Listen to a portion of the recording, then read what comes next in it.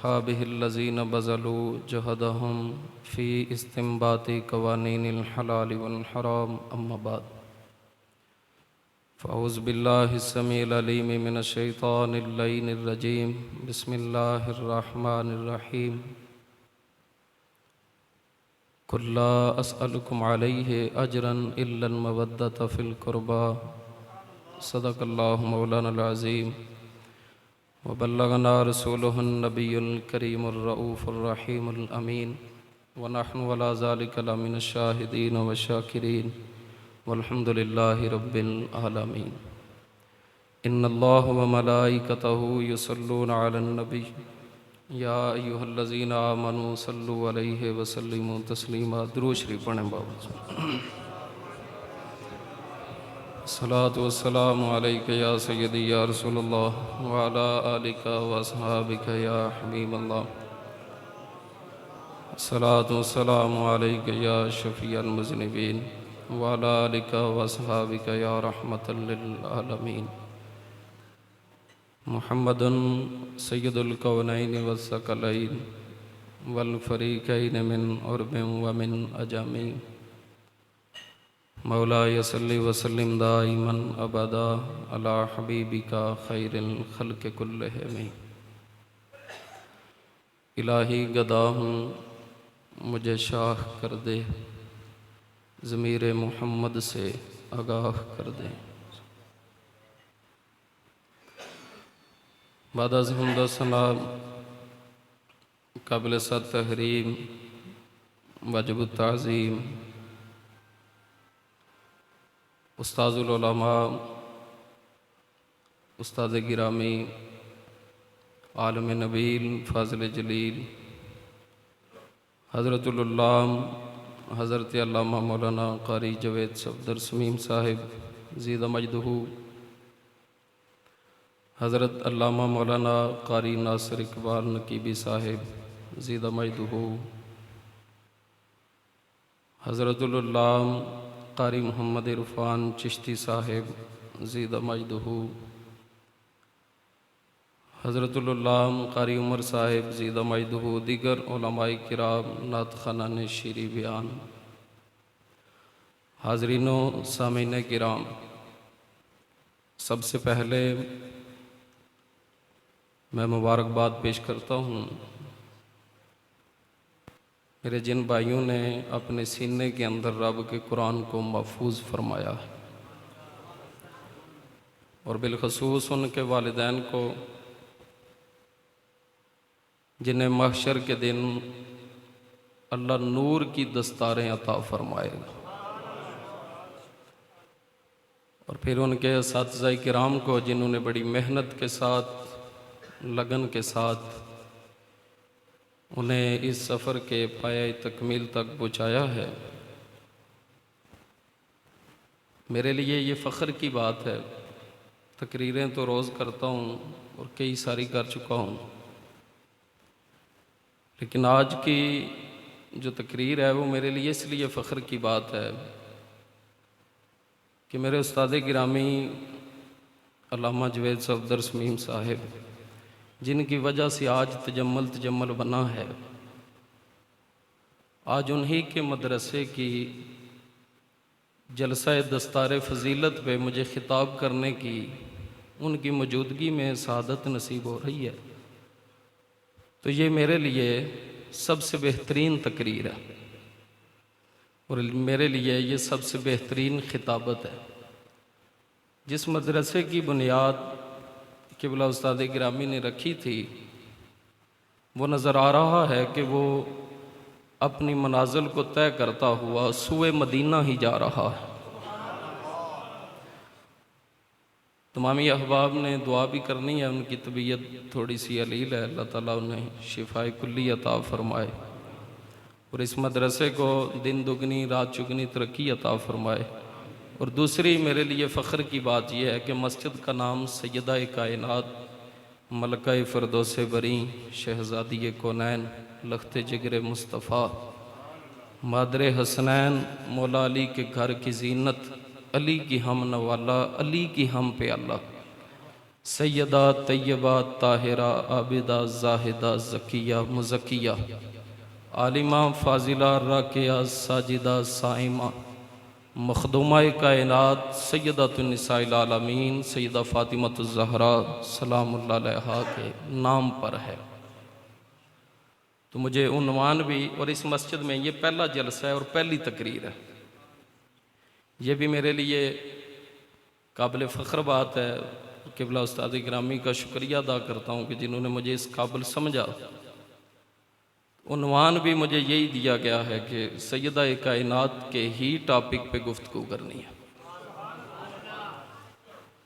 तो इंशाअल्लाह इसी पे गुफ्तगू करूँगा, लेकिन उससे पहले मैं एक बात ये अर्ज़ करना चाहता हूँ कि ये बच्चे जो आज डिग्री हासिल करके बैठे हैं ना, दुनिया के अंदर कोई डिग्री इसकी हम पल्ला नहीं हो सकती, इस डिग्री का मुकाबला ही नहीं कर सकती।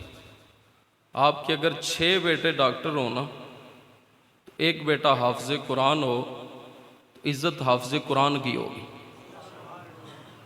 क्योंकि बाकियों के पास PhD की डिग्री है, इनके सीने में मोहम्मद के कुरान की डिग्री है। इन्होंने अपने सीनों में कुरान को महफूज किया। और हुज़ूर ताजदार कायनात अलैहिस्सलाम ने फरमाया, क़यामत के दिन डॉक्टर के वालिदैन आएंगे तो वो अज़मत नहीं होगी, इंजीनियर के वालिदैन आएंगे तो वो अज़मत नहीं होगी, किसी भी शोबे से तल्लुक़ रखने वाले के वालिदैन जब मैदान महशर में आएंगे तो कोई इज़्ज़त नहीं होगी। जब हाफिज़ कुरान के वालिदैन आएंगे तो उनके लिए नूर के मिंबर बिछाए जाएंगे और उनके सरों पर नूर की दस्तार रखी जाएगी। मैं यहाँ पर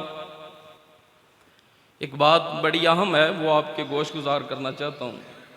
अल्लाह ताला ने 4 आसमानी किताबें नाज़िल फरमाई, तौरात, ज़बूर, इंजील और कुरान। सबसे अफजल कौन सी है? सारे बोलें बुलंद आवाज़। तौरात, ज़बूर, इंजील के हाफ़िज़ सिर्फ नबी थे, उनका कोई उम्मती हाफ़िज़ नहीं था। तीनों किताबों के हाफ़िज़ सिर्फ नबी थे, उनका कोई उम्मती इजाज़त ही नहीं थी। रब ने फरमाया था, कलाम मेरा है, पढ़ने के लिए ज़ुबान भी नबियों की होनी चाहिए, उसको महफूज करने के लिए सीना भी नबियों का होना चाहिए। अब सवाल ये पैदा होता है, तौरात का वो मकाम नहीं जो कुरान का है, ज़बूर का वो मकाम नहीं जो कुरान का है, इंजील का वो मकाम नहीं जो कुरान का है, और आज दुनिया का कोई कोना ऐसा नहीं जहां मोहम्मद के कुरान का हाफ़िज़ मौजूद नहीं है। तौरात, ज़बूर, इंजील के हाफ़िज़ सिर्फ नबी, और उम्मत मुस्लिमा का बच्चा 8-10 साल की उम्र में भी अगर हिफज करना चाहे तो वह इसे सीने में उतार सकता है। और वाहिद किताब कुरान है, 100 साल का बाबा भी हिफज करना चाहे तो उसके सीने में घर कर जाया करता है। ये वाहिद किताब कुरान है, तो इसकी इतनी अजमत, हालांकि अजमत ज्यादा है, पकीजगी उन किताबों से भी ज्यादा है, तहारत उनसे भी ज्यादा है, इसरार और रमूज उनसे भी ज्यादा है। लेकिन क्या वजह है कि हर बच्चा भी जो इसे पढ़े वो अपने सीने में महफूज कर लेता है। तो रब फरमाता है, मैं तुम्हारे अमाल नहीं देख रहा, मैं निस्बत यार देख रहा। उम्मत मेरे मुस्तफ़ा की हो, और अगर बंदा उम्मती भी सरकार का हो सीने में, हर फरिश्ते को भी इजाजत नहीं कुरान पढ़ने की। मैं बड़ी जिम्मेदारी के साथ कह रहा हूं, हर फरिश्ते को रब नहीं पढ़ने देता। कुछ मुकर्रबीन गिनती के फरिश्ते हैं जिन्हें कुरान की कुछ आयतें पढ़ने की इजाजत है, सारा कुरान पढ़ने की इजाजत नहीं, क्योंकि रब कहता है तुम इसका बोझ नहीं उठा सकते, ये बड़ी बुलंद किताब है, फरिश्ते नहीं उठा सकते, पर उम्मत मुस्तफ़ा का 12 साल का बच्चा भी उठा सकता है। चंद फरिश्ते हैं जो कुरान पढ़ सकते हैं, और वो भी चंद आयतें। तो जिन्हें ये सादत नसीब नहीं ना होती, सुने गौर से बात, तो वो अल्लाह के दरबार में अर्ज़ करते हैं, मालिक जिनका ये जी चाहता है कि वो भी कुरान से लुत्फ़ हासिल करें, कुरान की चाशनी हासिल करें, मिठास, तो वो कैसे हासिल करें? तो रब उन्हें फरमाता है ज़मीन पे उतर जाओ, मेरे जो बंदे कुरान पढ़ते हैं ना उनके मुंह के ऊपर अपना मुंह रख दो। सुभान अल्लाह कह सकते हैं आप इस उनके मुंह के ऊपर अपना मुंह रख दो, वो कुरान पढ़ेंगे, तुम्हें चाशनी नसीब होती चली जाएगी। कुरान वो पढ़ते जाएंगे। ये ऐसी अजीम किताब है। और आखिरी बात इस हवाले से, फिर अपने मौजू की तरफ आता हूँ। एक सहाबी रसूल थे हज़रत उसैद रज़ी अल्लाह ताला अन्हु, मदीने से बाहर इनका घर था, यानी जहाँ पे मदीने की हद ख़त्म होती थी वहाँ पर इनका घर था। तो देहाती थे। एक दिन रात को ना बुलंद आवाज़ से कुरान पढ़ रहे थे। बुलंद आवाज़ से कुरान पढ़े तो उसका मज़ा अपना ही है, उसके रात का अपना ही लुत्फ होता है। बुलंद आवाज़ से कुरान पढ़ रहे थे तो पास ही आपका ना घोड़ा बंधा हुआ था, और आपका एक छोटा बच्चा जो चंद दिनों का था वो भी लेटा हुआ था। जब आपने बुलंद आवाज़ से कुरान पढ़ना शुरू किया ना तो घोड़े ने हरकत करना शुरू कर दी, फुदकना शुरू कर दिया। तो आपने इस सोच से तिलावत कुरान छोड़ दी कि कहीं मेरा बच्चा भी पास है, घोड़े का पाँव मेरे बच्चे को ना लग जाए। जब आपने तिलावत कुरान छोड़ी ना तो घोड़े ने निगाह आसमान की तरफ उठाई, तो आपने भी जब आसमान की तरफ देखा ना तो कुछ नूर नाजल हो रहा था, नूर नाजल हो रहा था। जब आपने कुरान छोड़ा तो वो वापस जाने लग गया। आपने फिर कुरान पढ़ना शुरू कर दिया, वो नूर फिर उतरने लगा। दूसरे दिन हुजूर के दरबार में हाजिर हुए तो अर्ज़ की, या रसूलल्लाह सल्लल्लाहु अलैहि वसल्लम, मेरे माँ बाप आप पर कुर्बान सोने, मैंने रात को ये मामला देखा है। तो हुजूर ने फरमाया जब तुम कुरान पढ़ रहे थे ना तो फरिश्ते नाज़िल हो रहे थे, उस कुरान को सुनने के लिए फरिश्ते नाज़िल हो रहे थे। अगर तुम बच्चे के खौफ से कुरान पढ़ना ना छोड़ते तो तू फरिश्तों का दीदार भी कर लेता, फरिश्ते तेरे सामने आकर बैठ जाते। एक सहाबी रसूल और थे, बड़ी प्यारी तिलावत कुरान करते थे। एक दिन हुजूर इशा की नमाज के बाद मस्जिद नबवी से बाहर निकले ना तो वो अपनी बैठक में बैठ के कुरान पढ़ रहे थे। देखें सहाबा की महफिल कैसी होती, कुरान पढ़ रहे थे और बाहर वाली खिड़की खुली हुई थी। हुजूर ना खिड़की के पास खड़े हो गए, उनकी आवाज़ बड़ी सोहनी थी। वो सारी रात कुरान पढ़ते रहे, आमना का लाल सारी रात खड़े होकर सुनता। हुजूर सारी रात सुनते रहे, घर गए ही नहीं। जब सुबह हुई सरकार वापस मस्जिद नबी में आए, वो सहाबी भी आए, तो हुजूर ने नमाज के बाद फरमाया अल्लाह ने तुम्हें लहने दाऊदी अता किया है। लहने दाऊदी, हज़रत दाऊद अलैहिस्सलाम जब ज़बूर पढ़ते थे ना तो परिंदे भी खड़े होकर सुनते थे। हर चीज़ चरिंद परिंद अदब के साथ खड़ी हो जाती, उड़ते कव्वे बैठ जाते थे। तो हुजूर ने फरमाया अल्लाह ने तुझे लहने दाऊदी अता किया है, तू कुरान बड़ा सोना पढ़ता है। तो मैं सारी रात गली में खड़े होकर तेरा कुरान सुनता रहा। तो सहाबी रो पड़े, अर्ज़ की सोना अगर इजाज़त हो एक आशिकाना जुमला कह लूँ? तो सरकार ने फरमाया कहो। कहा मेरी आवाज़ दाऊद से भी अफजल है, मेरी आवाज़ दाऊद से भी अफजल है, ज़्यादा सोहनी है। तो सरकार ने फरमाया तुम सहाबी हो, वो नबी थे। अर्ज़ की या रसूलल्लाह मैंने इस वजह से कहा है, वो जब ज़बूर पढ़ते तो जानवर खड़े होके सुनते थे, मैं कुरान पढ़ता रहा, नबियों का सरदार खड़े होके सुनता रहा। मेरे कुरान को नबियों का सरदार खड़ा होके सुन। तो कुरान एक ऐसी अजीम चीज़ है। यकीनन ये बच्चे जो बैठे हुए हैं ये आम बच्चे नहीं, इनके सीनों में कुरान है। बूढ़े सहाबा ने एक दफ़ा एक बच्चे को आगे कर दिया मसल्ले पे, नमाज पढ़ाओ। तो बाद में कुछ सहाबा ने कहा बच्चे को आगे क्यों किया था? उन्होंने कहा बच्चे को नहीं किया था, कुरान को आगे किया था, उसके सीने में कुरान था। तो ये एक ऐसी अजीम किताब है। अब अपने मौजू की तरफ पलटते हैं। इदारे का नाम है हसनैनुल इस्लाम, और जिस मस्जिद में आप बैठे हैं इसका नाम है सैयदा कायनात। हुजूर ने फरमाया था इन्नी तारिकुन फीकुम सकलैन किताबुल्लाह व इतरती, मैं तुम में दो वजनी चीजें छोड़कर जा रहा हूं। दो चीजें, एक रब का कुरान है, दूसरा मोहम्मद का ख़ानदान है। अब देखिए ना, आज ना पुरफितन दौर है, बहुत पुरफितन दौर है। इस दौर के अंदर खुद को बचाना ये बड़ी मुश्किल बात है। हर हवाले से हर बंदा परेशान है। नेट खोलता है, एक मौलवी सुनता है, फिर दूसरे को सुनता है, परेशान हो जाता है, इसकी माने या इसकी माने।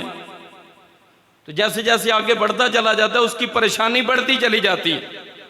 लेकिन एक बात याद रखें, इदारा होता ही वो है जहां कुरान के साथ साथ नबी की खानदान की मोहब्बत के जाम भी पिलाए जाते हैं।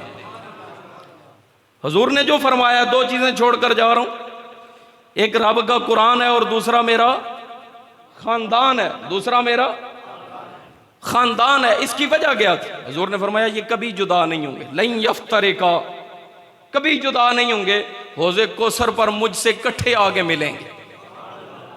आपने हजरत इमाम हुसैन अलैहिस्सलाम की शहादत सुनी हुई है। करबला के अंदर सर तन से जुदा हो गया, सर तन से जुदा हो गया।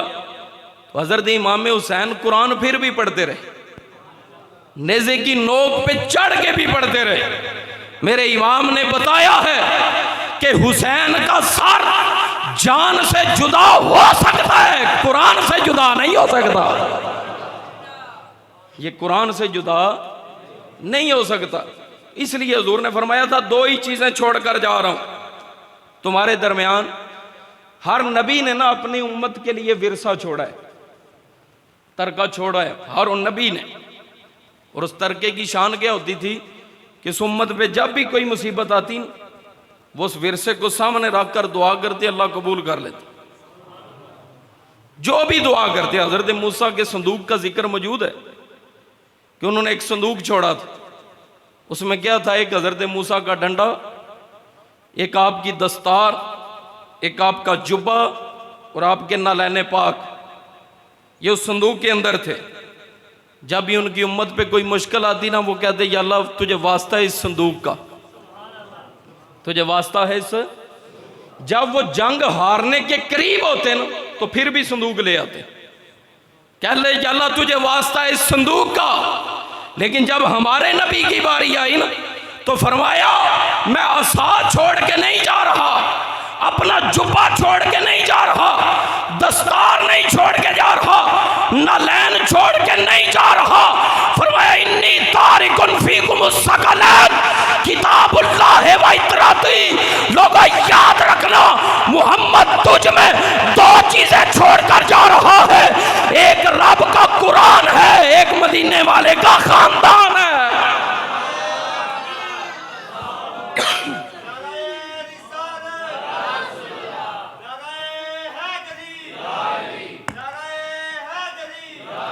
मैं दो चीजें छोड़कर जा रहा हूं, एक रब का कुरान और एक मेरा, सारे बोले एक मेरा। ये रवायत तो आपने सुनी हुई है ना, 1.25 लाख सहाबा जब भी हुजूर के दरबार में आते, 1.25 लाख सहाबा। अभी मेरे साथी का उस्ताद गिरामी का लिखा हुआ कलाम नकीब महफिल में पढ़ा है ना, उसमें एक शेर भी था। 1.25 लाख सहाबा ताजदार सदाकत से लेकर आखिरी सहाबी तक जो भी हुजूर के दरबार में आते ना, कहते फिदा का अभी वो अम्मी या रसूल अल्लाह। सुना, हमारे माँ बाप आप पर कुर्बान, हमारे माँ बाप आपके नालैन पे कुर्बान। लेकिन जब सैयदा फातिमा आती ना, आप अगर सुभान अल्लाह ना बोलें तो आप मजबूर हैं। अगर सैयदा एक कायनात तशरीफ लाती ना तो हुजूर उठकर खड़े हो जाते। शाह इस्माइल हकी ने अगली बात भी की है, वो कहते हैं जदों हुजूर उठ के खिलाते ना, 1.25 लाख नबी कब्रां विच उठ के खलो जाते हैं। सुभान अल्लाह, ऊंची आवाज से आए जी। फोकल अर्श से लेकर तख्त सरा तक हर चीज अदब मुस्तफा में उठ के खड़ी हो जाती है। जब हुजूर खड़े हो तो जुमला सुने, जिसके खड़े होने पे हर चीज खड़ी हो जाए, वो मोहम्मद जिसके लिए खड़ा हो उसे फातिमा कहते हैं। खुद ताजदारे अंबिया जिसके लिए खड़े हो। और जब सैयदा एक कायनात तशरीफ लाती ना तो हुजूर उनका माथा चूमते, हुजूर उनका हज़रत उमर फ़ारूक ने हजर अस्वद से फरमाया था, तुझे मैं कभी भी ना चूमता अगर तुझे मेरे नबी ना चूमा होता।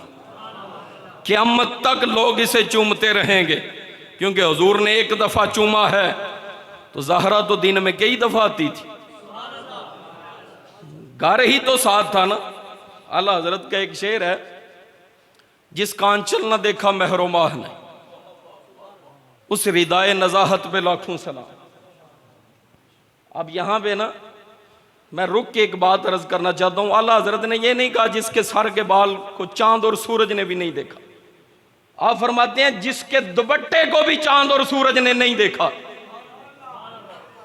मैं बहुत बड़ी बात करने लगा। जिसके सारे बोले ना, जिसके सैयदा कायनात दे सारे मकान ते लेंटर कोई नहीं। आज भी कूफे में आपका मकान मौजूद है जहां पर आपने कुछ अरसा गुजारा है। सेन तो था ना, तो अगर सेन में दिन को निकलती, दिन को तो सूरज होता है, दिन को सूरज मदीने में भी होता है ना सूरज। चलो दूर ना सही, आप मुर्तजा के घर से निकलकर मुस्तफा के घर तो आती थी, तो जब आती थी गली में से गुजरती थी तो दिन को तो सूरज होता है, तो जब रात को निकलती रात को तो चांद होता है। बरेलवी कहलाना आसान है, कलाम पढ़ना अल्लाह हजरत का फिर तर्जमा कर। आज तक तो मुल्लाओं से यही तर्जमा नहीं हो सका, तेरी नस्ल पाक में है बच्चा बच्चा नूर का, तू है ने नूर का, तेरा सब घराना नूर का। जैसी तारीफ आला हजरत ने की है किसी ने की नहीं। अब बताएं ना, आला हजरत फरमाते हैं जिसका आंचल ना देखा महरो माह ने, यानी जिसका दुपट्टा भी चांद और सूरज ने नहीं देखा। अगर सैयदा दिन को निकलती, जिनके नाम पे ये मस्जिद कायम है, और वैसे जिनके नाम पे ये मस्जिद नहीं, जिनके नाम पे कुल कायनात की मस्जिदें कायम है। अब अगर सैयदा निकलती दिन को, तो दिन को तो सूरज होता है। अगर निकलती रात को, तो रात को तो सूरज होता है।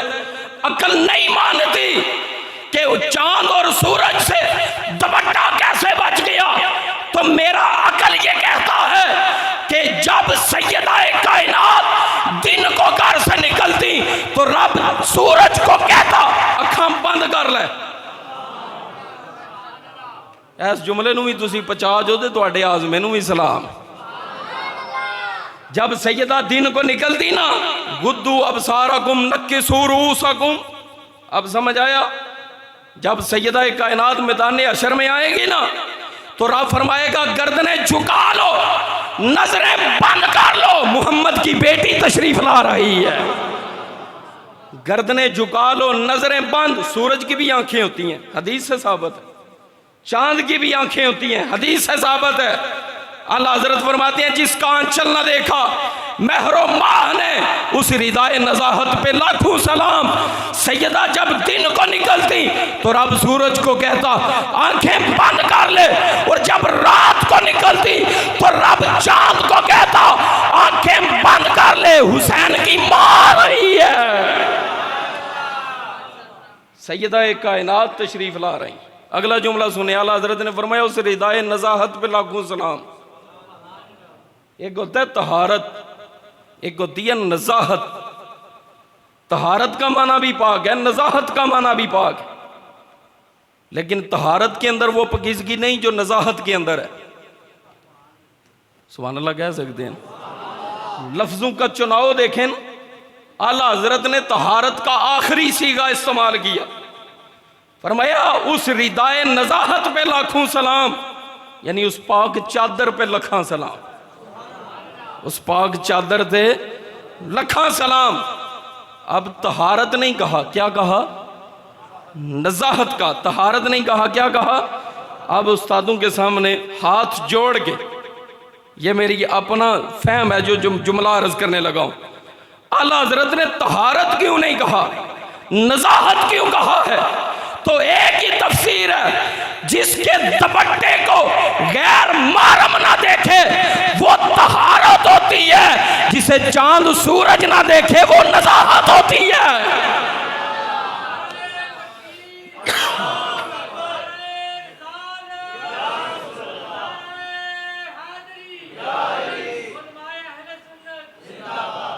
सैयदा कायनात जब भी हुजूर के दरबार में आते तो सरकार उठकर, सारे बोले सरकार उठकर, सैयदा कायनात सलामुल्लाह ताला अलैहा, आपका जब बचपन था ना,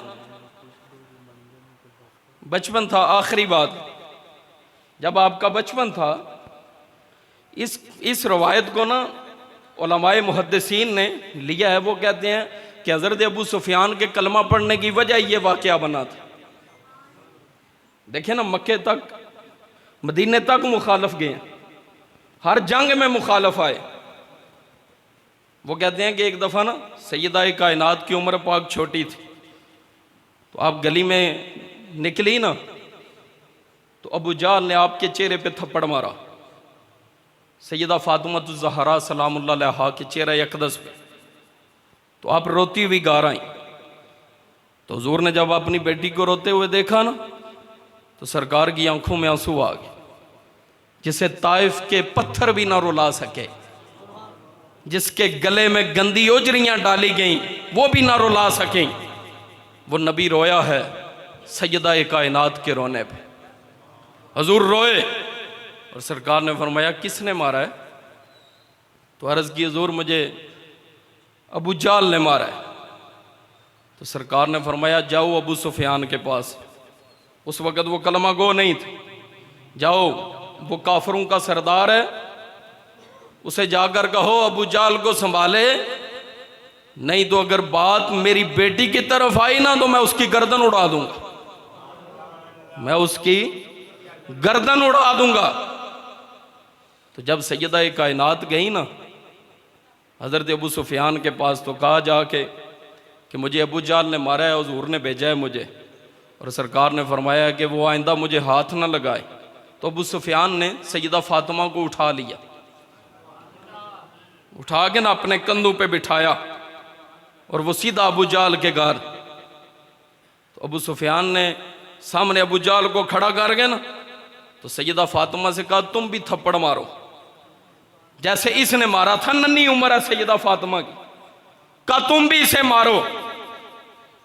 तो जब अबू सुफियान ने सैयदा फातिमा का हाथ पकड़ा ना, तो आपने हाथ पीछे खींचा, फरमाया मैं ओदी धीआं जड़ा शरीकां दे पैरां थले भी चादरां बिछा देंदा है, फरमाया उसकी बेटी हूं, मैंने बदला नहीं लेना, माफ कर दिया। लेकिन अबू सुफियान ने आपका हाथ पकड़ के ना फिर भी अबू जाल के चेहरे पे मारा। शाह इस्माइल हकी ने भी लिखा है, इमाम अजर अस्कलानी ने भी लिखा है, वो कहते हैं चंद लम्हों का अदब सैयदा फातिमा का कलमा पढ़ा गया हज़रत अबू सुफियान को। वो जो चंद लम्हों का अदब किया था, तो जो बेअदब हो जाए ना, चाहे PhD हो, वो चाहे तहज्जुद गुजार हो, कई मदरसों का मालिक हो, हम उसके मदरसे नहीं देखेंगे, सैयदा फातिमा की जात देखेंगे। कोई मौलवियों के रूप में खनजीर आकर अगर सैयदा के बारे में भौंके, ये बर्दाश्त नहीं होगा। हम उसे मौलवी ही नहीं मानते, बल्कि मौलवी तो क्या चीज़ है, इंसान ही नहीं मानते। हमारी नज़र में इंसान वो है जो दरे पंज तन का गुलाम, जो दरे पंज तन का। तो ये वो इदारा है जहाँ पर कुरान का जाम भी पिलाया जाता है, साहिब कुरान की मोहब्बत का जाम भी पिलाया जाता है, और जिनसे हुजूर को मोहब्बत थी उनकी मोहब्बत का जाम भी पिलाया जाता है। आखिरी बात, आपसे एक रिक्वेस्ट ज़रूर करूँगा, एक बच्चा, जिस बंदे दे 2-3 बेटे ने ना, सारे नहीं तो एक बेटा अल्लाह दी राह विच जरूर दियो, एक बेटा। मैं ये अलमिया आज के दौर का बहुत बड़ा, सामने प्यू का जनाजा पढ़े हुए ना, पीछे 4 पुत्र खड़े होने, 4 नमाजे जनाजा को नहीं आती। तुसी सिर लाओ भावें ना लाओ, गल यही हकीकत है। जबकि हुजूर ने फरमाया था जब किसी का बाप फोत हो जाए तो बड़े बेटे का हक है उसे गुस्ल दे। यहाँ मौलवी ढूंढ रहे होते हैं, बड़े बेटे का हक है, तो हुजूर ने फरमाया बड़े बेटे का हक है वो उसे कफन पहनाए, बड़े बेटे का हक है वो उसका जनाजा उठा के चले, बड़े बेटे का हक है कि वो उसकी नमाज जनाजा पढ़ाए, बड़े बेटे का हक है कब्र में उतारे, फरमाया जो बाप पीछे ऐसी औलाद छोड़ के आया ना, मैं मोहम्मद जमानत देता हूँ, कब्र में बाद में जाएगा, रब जन्नत पहले अता फरमा देगा। मैं जमानत देता हूँ जो अपनी औलाद ऐसी छोड़। तो कोई ना पंजाबी में बता देता हूँ, कोई पुत्र तो ऐसा होना चाहिए जिन्होंने जुमेरात को हथ चुकने का पता, बाहर भेजें, उससे इख्तलाफ नहीं। इंजीनियर भी बनाए, डॉक्टर भी बनाए, जो मर्जी ये बनाए, लेकिन उनके सीनों में कुरान जरूर डालें, उन्हें कुरान का हाफिज जरूर बनाए। दुनिया की सारी तालीम सिर्फ कब्र की हद तक काम आएगी। जब आखिरी हिचकी आएगी ना, उनके फायदे खत्म। कोई इंजीनियर था तो खत्म, कोई पेंशन लेता था तो खत्म, बाद में मामला कुरान का शुरू होना है। तो अगर किसी ने ऐसा काबिल बेटा छोड़ा हो कि जिसके बाप को कब्र में उतारा जा रहा हो और वो कब्र पे खड़े होकर सूरा यासीन पढ़ रहा, और जब वो अपने बाप की कब्र पे आके रोजाना कुरान पढ़ेगा। हजरत ईसा अलैहिस्सलाम के दौर का बड़ा मशहूर वाक़या आपने बारहा मरतबा सुना हो कि आप एक दफ़ा कब्रस्तान से गुजरे तो देखा एक कब्र वाले पे अजाब हो रहा है, आप चले गए, वापस मुड़ के आए तो वही कब्र जन्नत के बागों में से बाग बनी हुई है जिस पे अजाब हो रहा था। तो आपने अर्ज की, मालिक अजीब बात है, चंद लम्हे पहले दोज़ख का गड़ा थी, अब जन्नत का बाग है। तो अल्लाह की ज़ात ने वही फरमाया ये जब फौत हुआ है ना, तो इसकी बीवी हामला थी और ये अपनी बीवी को आखिरी वसीयत करके आया था, बेटी हो या बेटा रब की राह में दे देना, उसकी राह में दे देना, दीन हासिल करे। तो जब ये फौत हुआ, बाद में बेटा पैदा हुआ, आज वो बोलने के काबिल हुआ है, इसकी वफादार बीवी ने उसका हाथ पकड़ा, उसे मस्जिद में ले गई और मौलवी साहब से कहा इसे रब की किताब याद करा दें, इसे इंजील याद करवा दें। तो जब कारी साहब ने कहा ना पढ़ो बिस्मिल्लाहिर्रहमानिर्रहीम, तो मेरी रहमत ने गवारा ही नहीं किया, जिदा पुत्र मनु रहमान ते रहीम आखे मैं उहदे बाप नू अजाब दें। उसके कहने के बदले मैंने ये अजाब उठा लिया। तो अपने बच्चों को, सारे नहीं, अगर 3-4 बच्चे हैं आपके, अल्लाह ताला ने इस रहमत से और नेमत से नवाजा है, तो एक बच्चा अल्लाह की राह में ज़रूर वक़फ़ करें, ज़रूर वक़फ़ करें, ताकि उसको कल को पता हो कि रिश्तों का तकद्दस क्या चीज़ होती है और मरने के बाद और ज़िंदगी में वालिदैन का मकाम क्या होता है। सानू सूरा यासीन उदों याद आती जो बंदा मरन वाला हो। अल्लामा इकबाल कलंदर लाहौरी रहमतुल्लाह अलैह ने फरमाया था, हमने कुरान से मरना सीखा है, काश जीना सीखा होता, काश कुरान से जीना सीखा होता। तो आज मुसलमानों की ये हालत ना होती। अल्लाह ताला इस इदारे को दिन दुगनी रात चुगनी तरक्की अता फरमाए।